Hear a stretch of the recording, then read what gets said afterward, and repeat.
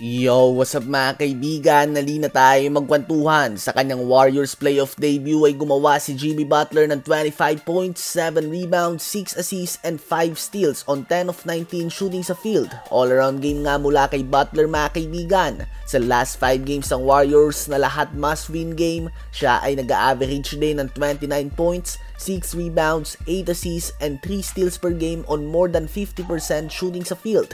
Sa Game 1 nila kontra sa Houston Rockets ay kitang-kita nga ang pinagkaiba ng sagana sa experience at mga baguhan sa playoffs. Kalmado nga si Butler nung nalamangan sila ng 10 at ng 23-point lead nila ay bumaba sa 4 points.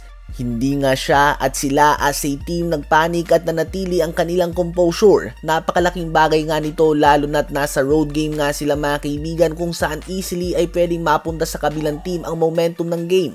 At malaking problema nga ito para sa Houston Rockets. Ang Warriors nga ay may dalawang closer na pwede mong matiwalaan sa mga games sa dikit para gumawa ng puntos para sa kanila o sa kanilang mga kakampi. Habang sa Rockets nga ay kapansin-pansin na sa mga young players sila ay si Sengun lang sanay sa mga big games at dahil nga yan sa FIBA games nga at sa Europe experience, hindi nga siya kabado sa playoffs. Sa playoffs nga kung saan napag-aaralan na ang lahat ng galaw at mga play nyo as a team, kakailanganin nga talaga ang mga ISO players. Kaya naman may mga tinatawag nga na players sa pang regular season lamang at mga players na may playoff mode. At may dalawa nga ang Warriors sa kanilang team ngayon. Ano ba ang masasabi nyo tungkol dito?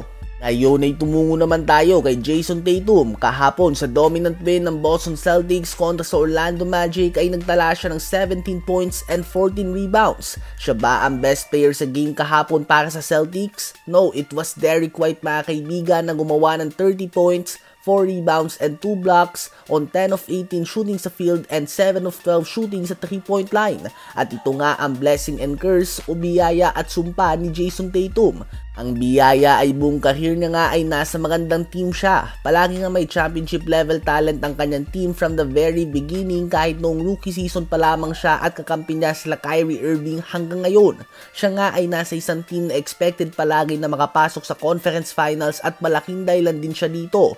Halimbawa ngayong season, nagtatala nga siya ng solid 27 points, 9 rebounds and 6 assists per game. Subalit hindi nga siya masasama sa usapang MVP for the same reasons. Siya ay nasa isang team kung saan ang buong starting 5 kahit ang 6 man nila ay kayang gumawa ng 30 points at any given night.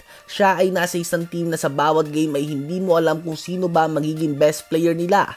Most likely ay si Tatum nga ito at si Brown. Subalit may mga gabi nga talaga na tulad sa Game 1 kahapon kung saan si Derrick White ito o kaya naman minsan si Porzingis o Jrue Holiday. Kaya naman posibleng magkaroon nga siya ng mga team success palagi. Subalit kahit na magkampiyon siya ng 4 o 5 beses ay hindi siya mabibigyan ng same respect tulad ng ibang all-time greats na bawat game ay alam mong sila ang best player ng kanilang team. And it sucks dahil hindi naman ito kasalanan ni Jayson Tatum. Subalit ito nga talagang sitwasyon na kinatatayuan niya ngayon. Ano ba masasabi nyo tungkol dito?